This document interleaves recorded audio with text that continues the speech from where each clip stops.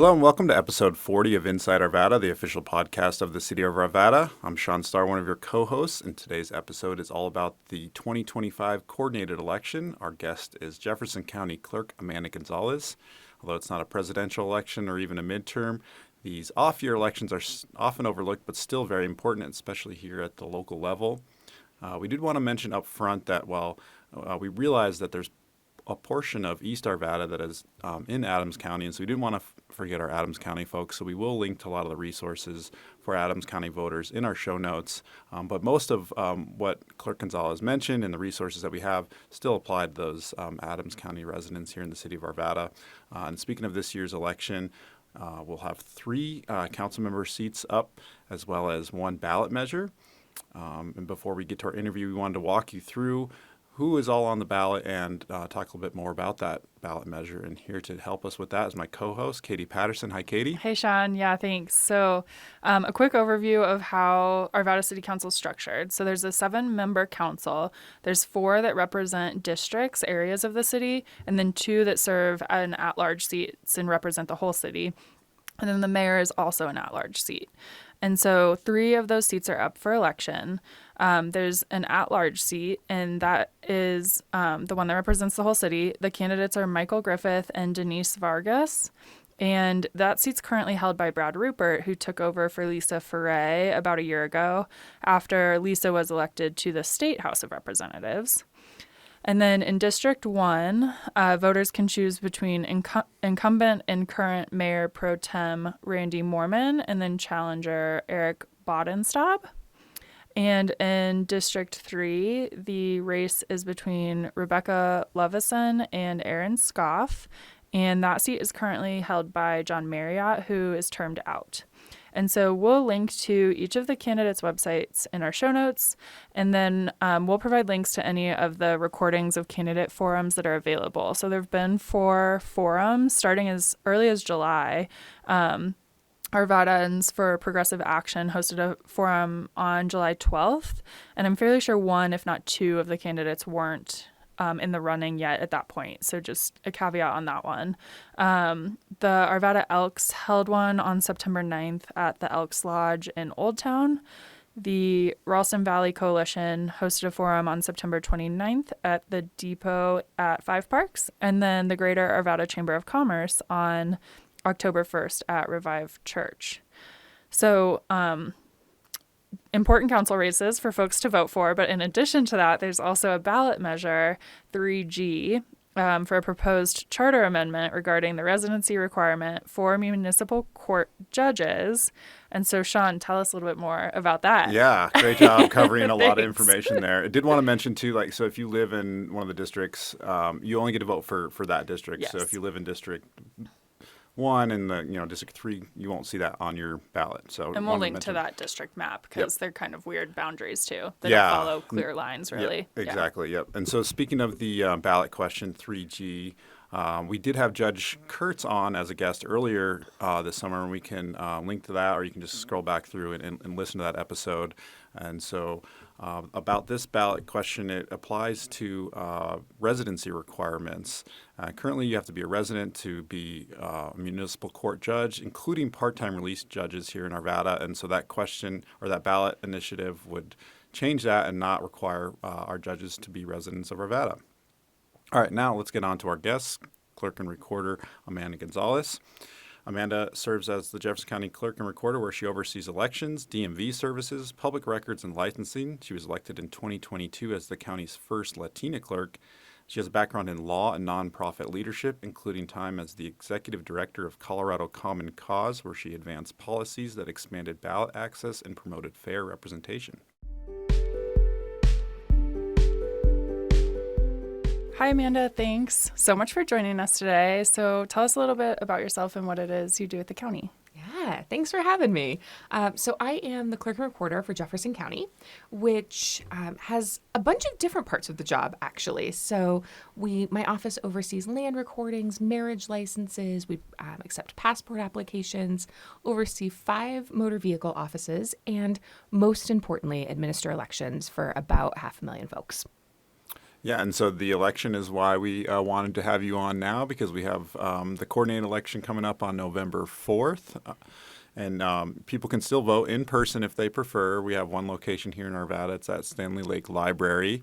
And just let folks know what are some of the important deadlines to remember, because here in Colorado, everyone gets a ballot mailed to them. And so what are the deadlines of when that ballot has to be returned? When can people, deadlines to remember to participate?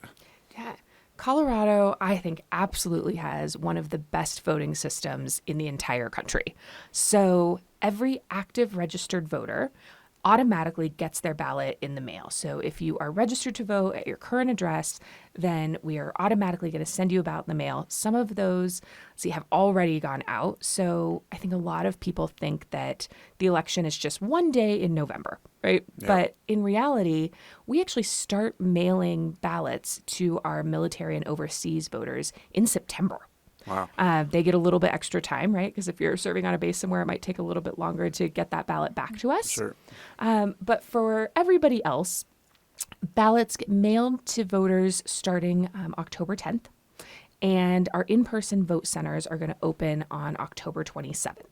And so, like you said, you have options of how you vote in Colorado, which is awesome because we want voting to be convenient and fit in with everybody's life, even if you're somebody who's a busy parent or works, long hours. So you can fill out that ballot that gets mailed to you, and you can mail it back to us. It does have to be received by our office by 7 p.m. on election night, which is November 4th. So if you're going to fill it out at home and put it in a mailbox, then you're going to want to mail that about a week before the 4th to make sure it has time to get to us. You can also use any one of our secure 24/7 drop boxes, and that just has to be in there by 7 p.m. on election night. Or you can go vote in person. And so we are going to open 5 vote centers on October 27th. You can go to any vote center in your county, and you can vote in person just because you want to, or maybe you want to bring your little with you and show them how voting works, which is awesome. But we also have lots of services. So Colorado has same-day voter registration. And say you're like, oh, shoot, I'm not registered at my correct address. I moved last year and I didn't update it. You can go to any vote center. We'll update your address for you, get you re-registered, get you a ballot. If you mess yours up, if the dog eats it, if the kid colors on it, that's okay. Come back in, bring an ID with you. We'll get you a replacement ballot. We also have some accessibility services. So if you need to vote on an accessible machine, or if you want to vote in Spanish, you can do all of that at any one of our vote centers. I love it that it's so many different ways. You make it so easy to participate in the democracy here in Jefferson County. And I will plug in a caveat or an incentive to go in person if you want. We have a custom I voted Arvada sticker that we teamed up with your office this year. And so you can pick that up at the Standley Lake Library Voting Center. And you don't have to wait till Election Day. You can go as soon as that location opens and pick up your custom Arvada I voted sticker. So. Yes, we'll have local Arvada pride. Yeah, it's awesome. Cool. Yeah, vote early. Like I said, we open on the 27th of October. We also have Saturday voting the Saturday before the election. So even if you're busy during the week. But life happens, right? If you were waiting until the last day and then you have to take your cat to the vet or whatever, right? I don't want you to not get your vote in. So go vote early, pick up a Arvada I voted sticker, and then you can wear it all over town and people will think you're cool. Absolutely. It's great. And it has the water tower on it. So it'll be great to see those around town. So this year it's called a coordinated election, or an off-year election, is I think how folks kind of refer to it a lot. How is that different from a midterm or a presidential election year, and why is it important to still vote in these elections? Yes, it is always important to vote, right? This is one of the most direct ways that you have your voice heard in our democracy, in our neighborhood, right? I don't know about you all, but I see a lot of nextdoor.com, people have big feelings about things. And if you have big feelings about things, this is one of the ways that you make sure that your community reflects your values or your wishes, right? So yes, go vote. Of course, the even year elections get more national headlines because they have things like the President of the United States on the ballot. This year is what we call a coordinated election because the county is helping coordinate all of the other jurisdictions around town. So like the city of Arvada or Jefferson County schools, that kind of thing, right? Those entities could do a separate ballot or something and administer their own elections, but they coordinate with us so that it's easy and it's simple for you, the voter. You get one ballot that has all the important stuff on it, but it's all of your local stuff. It's the local elections that are going to determine how your city is run or how your schools are run. And I always say that being a voter makes you a good citizen, but voting in these elections makes you a good neighbor. Right? So yes, absolutely. We want every eligible voter should vote in this election and make their voice heard. Yeah, that's a really good way to think about the hyperlocal. And I realized we forgot to mention about the drop boxes too. Because we do have a small pocket of Adams County in Arvada too. And this was something I learned from you since we've been talking, is that you can drop your ballot at any drop box.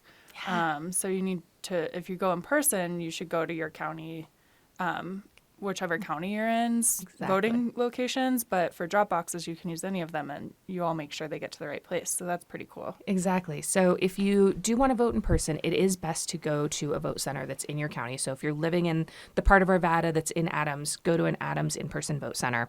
If you're living in the part of Arvada that's in Jefferson County, go to a Jefferson County vote center. That way we can get you your ballot. But if you're dropping off, say you work in Denver, and you're like, oh, shoot, I didn't listen to Clerk Gonzalez, and it is the last day, and it's 6 p.m., and my ballot's in my car, and I'm not going to get back to Jeffco. That's totally fine. Drop it off in a Denver drop box.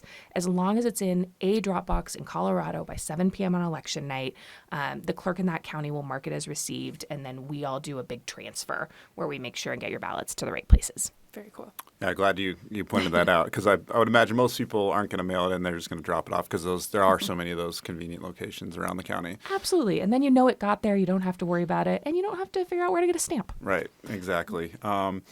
What if someone is not sure about their voter registration status? How can they check that? Maybe they moved recently. They can't remember if last election if they were registered. How can they make sure and check that status? Yeah. So if you want to double check that you're registered to vote, or if you need to update your address, that kind of thing, you can actually do it online. And you're going to go to govotecolorado.gov, and that's the Secretary of State's website. You can check your voter registration, and if you need to update something, you can do it there. Of course, if that's difficult for you, or you just like hanging out with us, you can also do all of that in a vote center starting on October 27th. Once again, making it easy on folks. Love it. And we can link to all these resources that we're talking about in our show notes, so people don't have to remember the exact URL. They can just touch the hyperlink in the app that they're listening in. Awesome. Yeah, and then once your ballot is turned in, these days, in the era of technology, we can track our ballots and when they get counted. I think that's such a rewarding part of the experience. So how does your office do that? Yeah. So there is a service that you can sign up for. It's voluntary. You don't have to, but it is really cool. So it's called Ballot Tracks, and there's links to it from our website. There's also links from the Secretary of State's website. But if you sign up for Ballot Tracks, it will tell you when your ballot has been mailed to you, so you know when to expect it in the mail. It tells you when we've received it at our office. And something that is important, an important security feature of how we vote in Colorado, is you do need to sign your ballot envelope. And we are verifying every signature on every ballot envelope. It's a software that is sort of similar to what your bank uses, and it verifies 11 different points on your signature so that we know that you are who you say you are when you turned in that ballot. If we're unable to verify that signature, we also have humans look at it. Then we're going to send you a note. We're going to send you a letter. If we've got an email, we're going to send you an email as well saying, hey, we want to make sure that you are who you say you are, and we're not going to be able to count this ballot until we've got verification that you are who you say you are. And so another great reason to sign up for Ballot Tracks, which is a free service, is that if there is an issue and we aren't able to verify your signature, that's going to be one of the fastest ways that you're going to get a notification saying like, oh, I need to check this out, and let them know that I am who I say I am. That process is called curing. So we do reach out to folks if we're not able to match that signature, which commonly happens to newer voters. Maybe you were really excited when you were registering to vote, and you were really good about like signing your name, and I was like Amanda M. Gonzalez, right? You could clearly see all of the Z's. And then maybe when I signed my envelope, I did it on the back of my steering wheel at a drop box when I was dropping it off. Yeah. And so if we only have one signature on file, it's just something to keep in mind. And another great reason to sign up for Ballot Tracks, to know that we've received your ballot, to know that we're counting it, and to know that your voice is being heard. Yeah, it is reassuring getting that email of like, oh, we received your ballot and your vote's been counted. You're like, I did it right. Yeah, because there's probably this like conception by some people of like, oh, I voted, but my vote doesn't actually get counted or it doesn't actually matter. But no, you get that notification and it's reassuring. If you're worried about, what happens to my ballot after I drop it off, I will also plug our tours. Yeah. So our ballot processing facility is in Golden, Colorado, and we offer tours to the public. We've had everything from Girl Scout troops to senior citizen homes. We've had everything in between, just people that are curious about like what happens. And so if you are curious about what happens, we are offering tours throughout the election season. You can go to our website, which is votejeffco, for Colorado, .gov, and sign up for election tour and come see what happens to your ballot and how we process everything. Yeah, speaking of the in-person voting or the where you process all the ballots, election security is a trending topic over the past few years nationwide. Tell us about the measures and systems in place to ensure that elections here in Jefferson County are secure. Yeah. I'm just going to continue to gush about Colorado's elections because I just love what we do here so much, right? The whole point is that we want every eligible voter to vote and have their ballot accurately counted. And so we have a couple things that I'm particularly proud of. The first is that every single ballot that we count is on paper because you can't hack paper, right? So even if you decide to go in and vote in person, and say you decide to use one of our ballot marking devices, which is one of those tablets, and it literally is just a ballot marking device. You push which, items you want to vote for. It prints out a sheet of paper. You verify that that paper is how you intended to vote. And what we count is the paper. We're not counting like an SD card or something. And we retain those records for about 2 years. And so, people can come inspect them and check them out. But I think having every single vote that we count be on paper is a really critical part of our security infrastructure.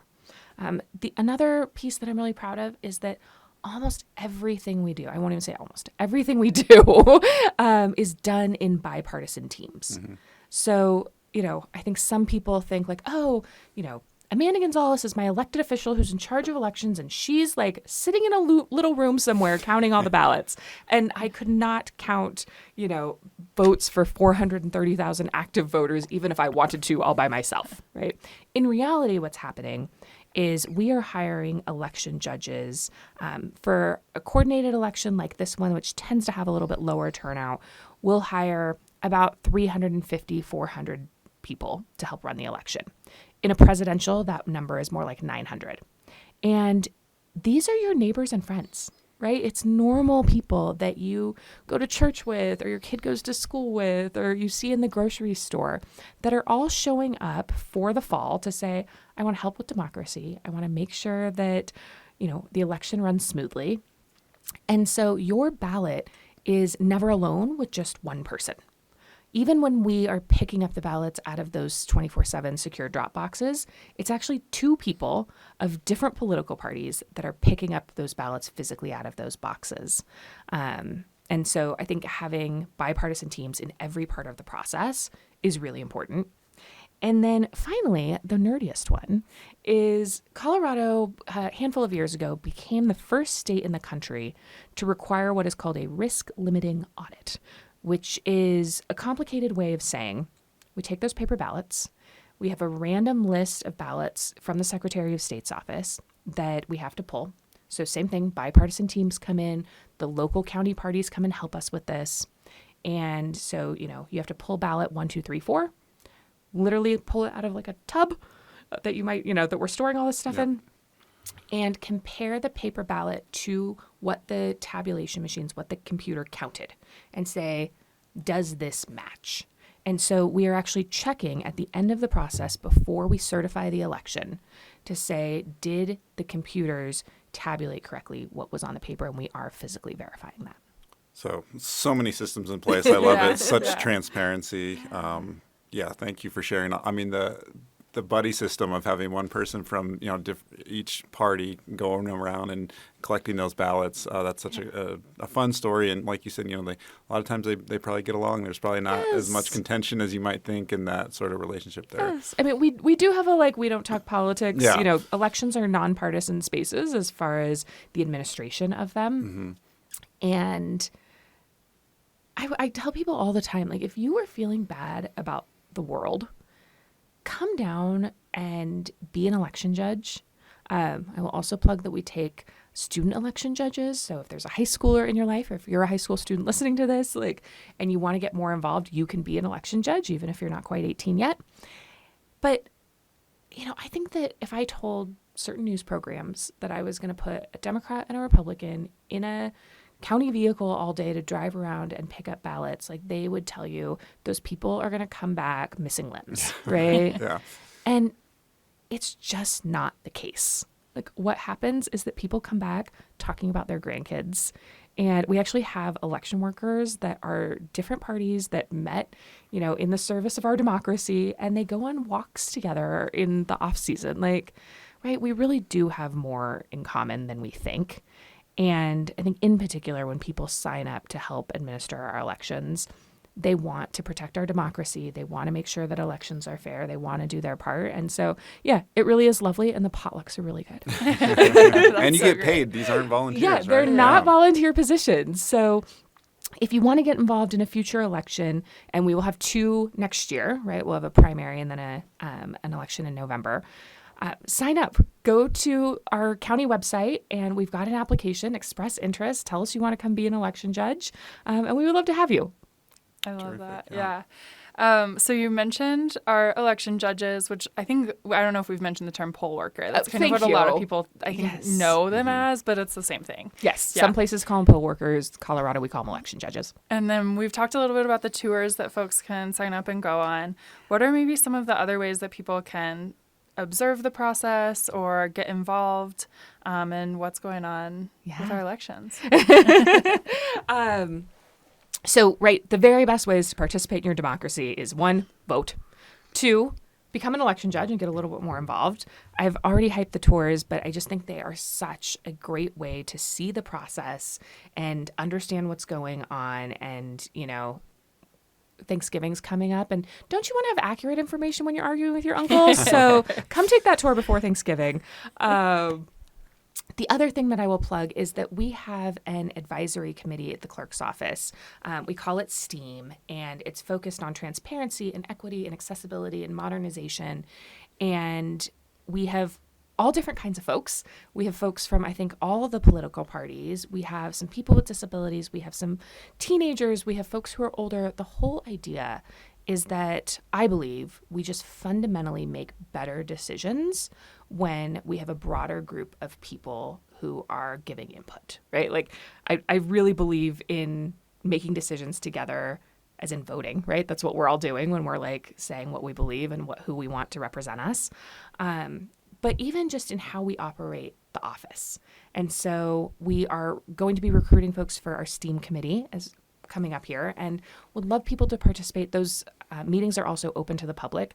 So if you want to come learn more about the messaging that we're sending out, how we're getting accurate information to citizens and residents, that's another great place to engage. Very cool. Before we wrap up here, or at least move on to the trivia segment, we do like to ask our guests the opportunity to touch on anything maybe we didn't ask you yet, or clear up some misconceptions about the work you do. So the time is now. What did we not ask you that you wanted to mention? I always love doing just a quick reminder about who is eligible to vote.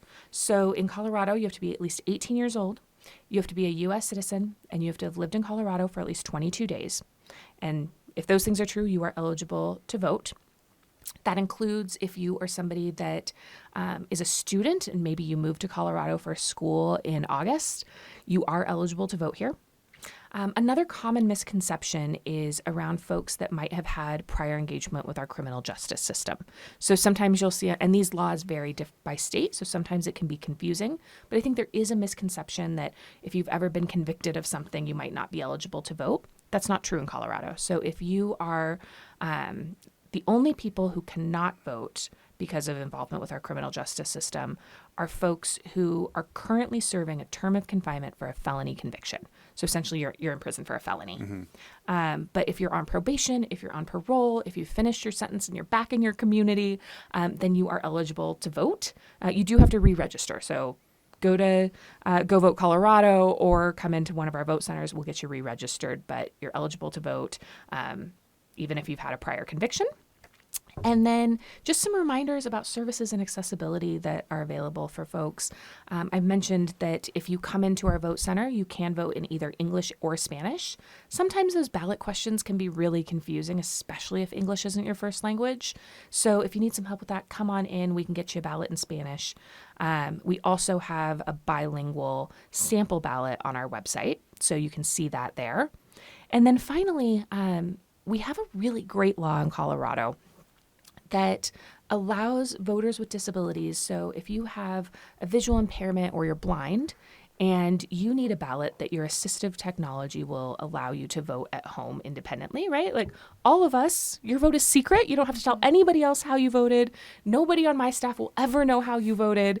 And so that should be true even if you have a disability. So if you are somebody who's blind and you need a ballot that your assistive technology can allow you to read and vote independently, reach out and we can get you that as well.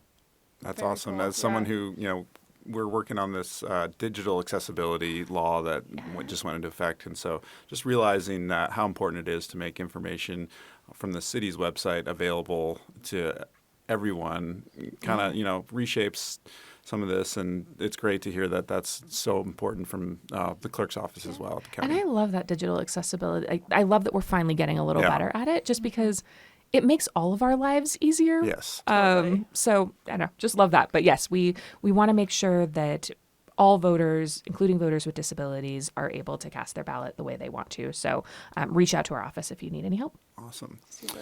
All right. Ready for everyone's favorite segment? It's the trivia. I'm nervous. Okay. We got 3 questions here, all election related. So Arvada City Council members, we have 3 seats that are up for election this year. One of the rules for running for council is that you have to live in Arvada. You have to live in Arvada for at least a year. And if you're running for one of the district seats, you have to live in that district. One of the caveats is, can they be employed by another municipality? Is that okay or not?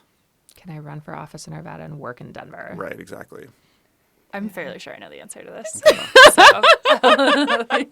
Oh, 50-50 shot. yeah. I mean, it's the fun thing is that in a coordinated election, it's the cities that are coordinating with us that set their own rules. So I actually don't know this one because this is an Arvada rule. It seems oddly specific. So I'm going to say there's a rule that says you can't.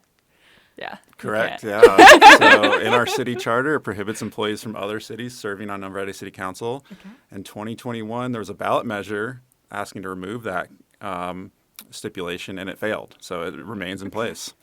Oh, interesting. Yeah. I didn't know about the 2021 ballot measure. It's Yeah. a good reason Lived to in Denver at the vote time, in your yeah. local elections. Right. If you, yes, right. It's policies like this. Absolutely. All right. So speaking of ballot measures, in 2018, Arvada voters approved ballot issue 3F by a 2-to-1 margin. So it was about 40,000 yes, about 20,000 no. What was that bond issue about?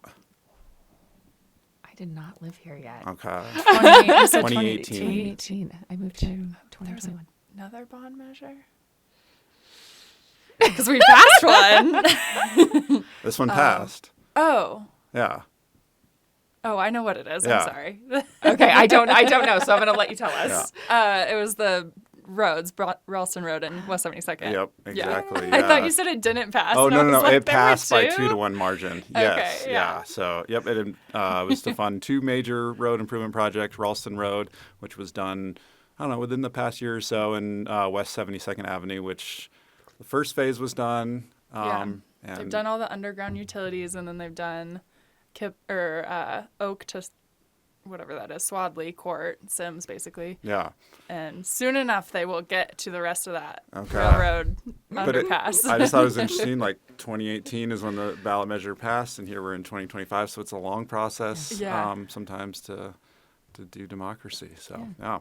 And these are giant projects, so Yeah, it makes absolutely. All right, final question. Who is Arvada's longest serving mayor, and how many times did they serve, or how many years?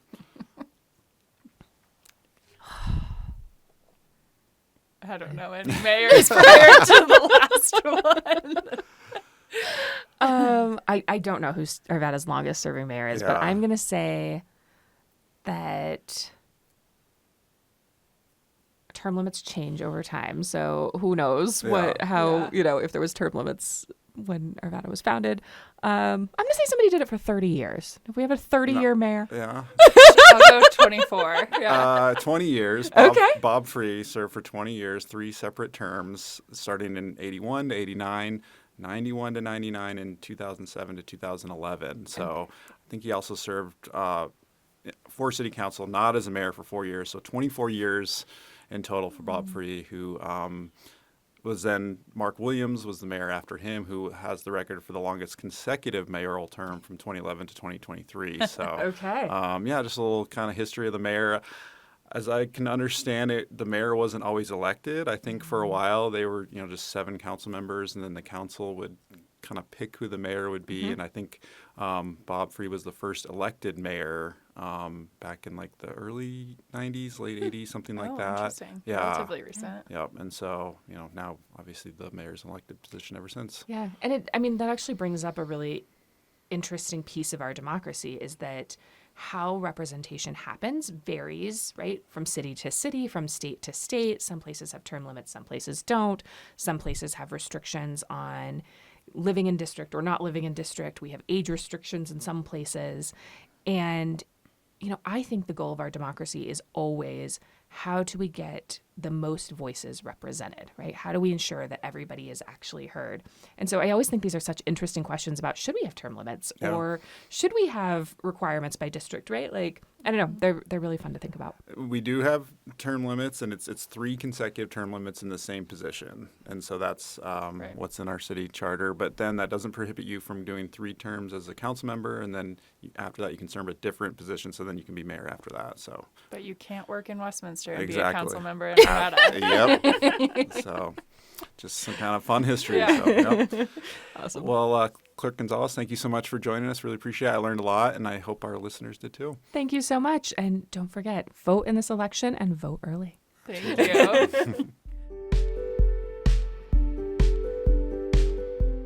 Okay, and as a reminder, we love to hear from our listeners, so please stay in touch with us. You can text us with the link at the top of the show notes or email us at podcast@arvada.org. We love your feedback on the episode, any questions you might have for Clerk Gonzalez, or any episode ideas or what you'd want to hear more about. And so news and events, what's going on right now. The annual city community survey is available now and open to all residents. This survey helps track satisfaction with city services and helps the team define priorities for our community. So that's at arvadasurvey.com. The annual leaf recycling drop-off events are starting November 8th, which is coming up so quickly. So that'll run November 8th through the 22nd, 9 a.m. to 2 p.m., Monday through Saturday, so closed on Sundays. And that's at Stinger Sports Complex, and it's free to all residents as a part of the city's waste hauling program. And so that really helps keep leaves out of our landfills. They get recycled, and then off city streets, it helps our stormwater team to prevent flooding and the pollution of our waterways. So recycle your leaves. And then in September, City Council also approved the purchase of a site for the replacement of the Arvada water treatment plant.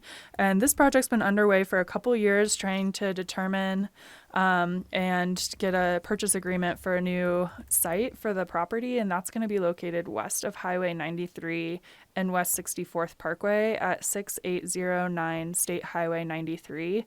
The land will get annexed into the city. It's currently in unincorporated Jefferson County, and so that'll be part of the acquisition and purchase of the land. And then it's really a significant step forward in the city's long-term water infrastructure planning. And so there's a lot of background on that project online about kind of the why behind the project at arvadaco.gov/water treatment. And then we'll also link to the press release about the site selection specifically. Yeah, now is the time to sign up to be a snow buddy. It's one of the most rewarding city-led neighborhood programs that we do. It matches residents who are unable to shovel their sidewalks and driveways with caring volunteers. So if you're interested in helping out, visit the website at arvadaco.gov/snowbuddies. I know a lot of people really enjoy that program and serving the community in that fashion. We're approaching the end of the Arvada Reservoir season there. The reservoir will be closing on Friday, October 31st. So just want to give a huge shout out to all our volunteer rangers for another successful season out at the reservoir. And you can visit the webpage, arvadaco.gov/reservoir, to learn more about operating hours if you want to squeeze in 1 or 2 final days here at the reservoir. And then finally, some park news. Marge Roberts Park is now back open to the public. That overhauled park, it's just north of Lutz Sports Complex off 58th Avenue in Kipling. It opened recently on October 7th, and the new park includes a new basketball court, new walking paths, a new playground, and nature play area, and more. Visit arvadaco.gov/Marge Roberts to learn about that park project. And as we turn ahead, start looking at 2026, surveys are now open to provide input on our next 3 playground renovations. We're doing Ralston Cove Park, Terrace Park, and Pioneer Park. We'll link to each of those web pages in our show notes so you can take the surveys and let us know what sort of equipment and themes you want to see as part of those new playgrounds that are part of our Taking Lasting Care improvement program. Thank you once again to our guest, Clerk Amanda Gonzalez. Be sure to listen to our next episode with Dave Snelling from the Arvada Police Department to talk all things e-bikes and other unusual and illegal vehicles and devices. Today's podcast was recorded and edited by Arvada Media Services. And today's fun fact is that Jefferson County's ballot counting machine can process 50,000 ballots in just 1 hour. Whoa.